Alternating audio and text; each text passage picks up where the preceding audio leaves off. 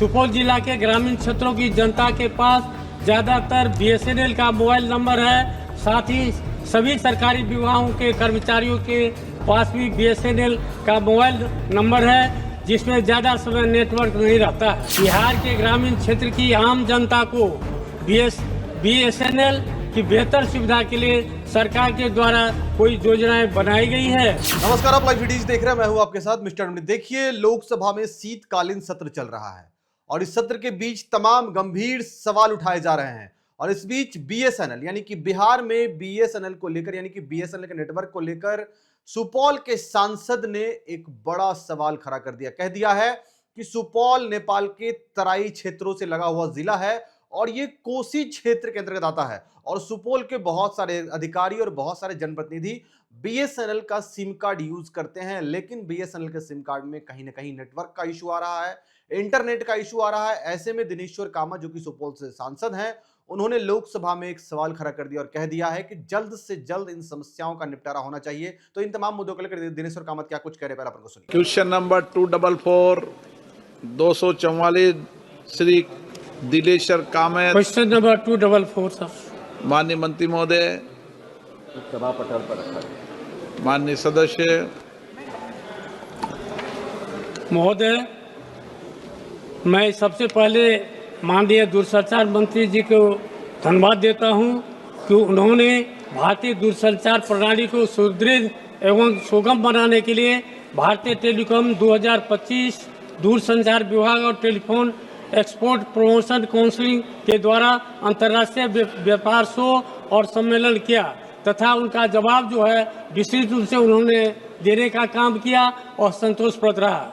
महोदय, सुपौल जिला बिहार का सीमावर्ती बारगज नेपाल से सटा हुआ कोसी क्षेत्र है। सुपौल जिला के ग्रामीण क्षेत्रों की जनता के पास ज़्यादातर बीएसएनएल का मोबाइल नंबर है।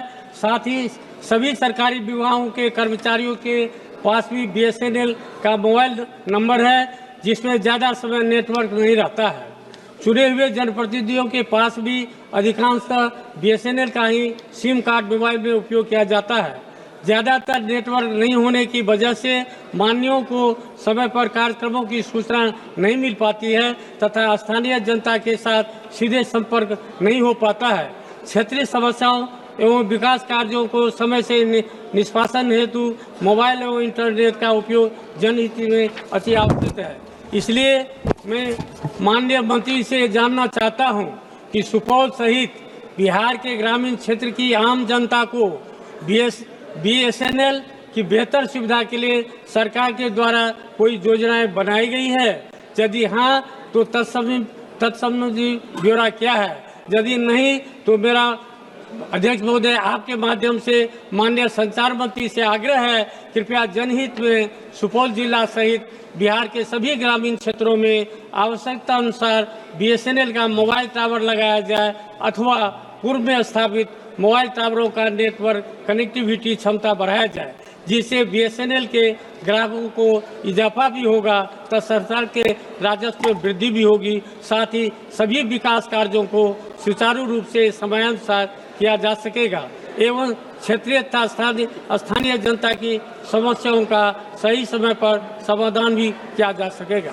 तो आपने सुना कि बीएसएनएल जो एक सिम कार्ड की कंपनी है और बहुत पुरानी कंपनी है और इस कंपनी पर कहीं ना कहीं पहले से ही कई गंभीर सवाल खड़े हो रहे थे इसके अस्तित्व को लेकर, इसके नेटवर्क सिस्टम को लेकर। लेकिन अब सांसद में यानी कि लोकसभा के अंदर भी बीएसएनएल के नेटवर्क सिस्टम को लेकर एक गंभीर सवाल खड़ा हुआ और साफ साफ सांसद ने कह दिया है कि इसका हमें जवाब चाहिए। जवाब इस बात का चाहिए कि बीएसएनएल के सिम कार्ड में नेटवर्क क्यों नहीं रहता है, आखिर इंटरनेट स्पीड इतनी क्यों है, जबकि बहुत सारे अधिकारी, बहुत सारे कर्मचारी के पास आज भी बीएसएनएल का सिम कार्ड है और बीएसएनएल का नंबर यूज करते हैं। साथ ही जितने जनप्रतिनिधि हैं उनको भी बहुत सारी समस्याएं होती है सिम कार्ड को यूज करने में, नेटवर्क को लेकर। तो ऐसे में जन सुनवाई कैसे होगी जब मोबाइल का नेटवर्क ही काम नहीं होगा डिजिटल यूज दुनिया में?